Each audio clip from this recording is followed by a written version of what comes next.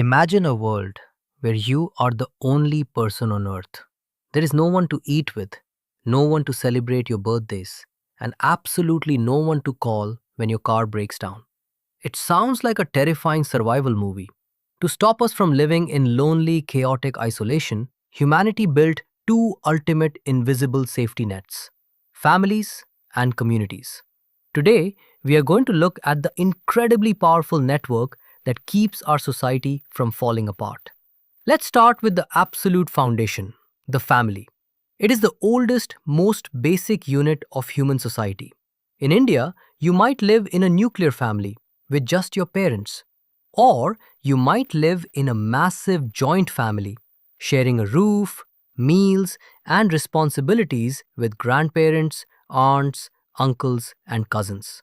But if you look closely at Indian languages, you'll notice something beautiful.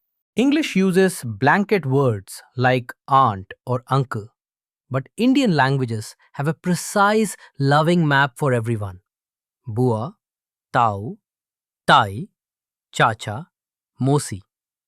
And here is the most amazing linguistic secret. In almost all Indian languages, there is no actual word for cousin. Think about it. Your uncle's children aren't cousins, they are simply your brothers and sisters. That completely changes how we view our connections. Your family is literally your first school. It is where you learn dharma, doing your duty and doing what is right.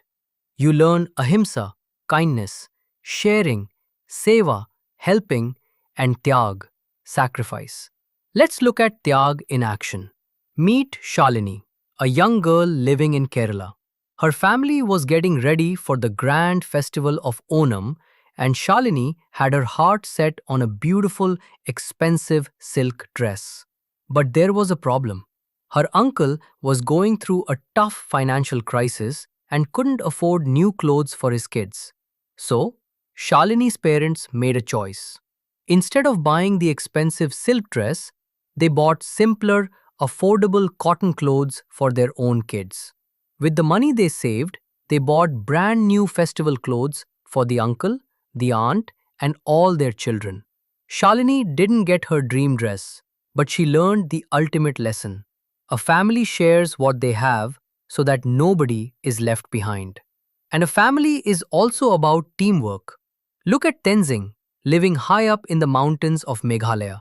His dad runs a grocery store, and his mom works making traditional handicrafts for tourists. But the work doesn't stop there. Tenzing's father breaks stereotypes by cooking and cleaning the house. His grandfather helps Tenzing with his homework, and his grandmother passes down ancient stories. Every single person is a vital part of the machine. But eventually, you have to step outside your front door. A family cannot survive entirely alone. When you zoom out and connect a bunch of families together, you get a community. In rural India, communities survive on ancient, unwritten rules. Entire villages come together to help each other prepare the land, sow seeds, and harvest crops. They make silent agreements on how to share the limited water and grazing lands so that everyone survives. But communities aren't just for villages, they exist everywhere. It could be your city's resident welfare association deciding the rules for waste management and pet care.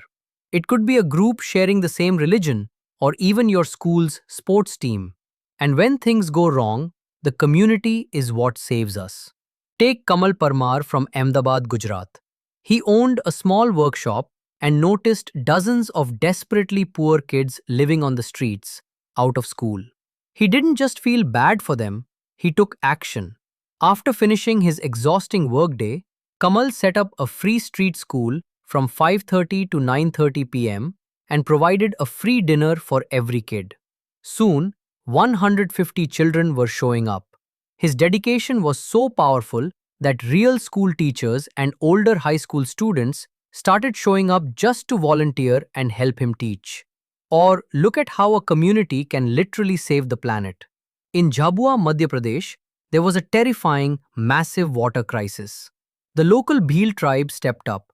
They have an ancient tradition called Halma, which means stepping in to help someone in deep trouble without ever asking for money. Thousands of Bhils came together to plant trees and dig massive water harvesting trenches. They didn't do it for a paycheck, they did it as their sacred duty to Mother Earth.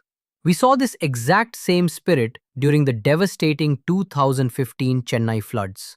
When the roads vanished underwater and the city went into total lockdown, private citizens and spiritual groups instantly transformed into massive community kitchens, cooking and risking their lives to distribute food to trapped strangers. And that is the incredible reality of our world. We are not meant to live alone. From the aunt who cooks your favorite meal to the stranger who hands you food during a flood. We survive, we grow, and we thrive because we are caught in a massive, beautiful web of interdependence.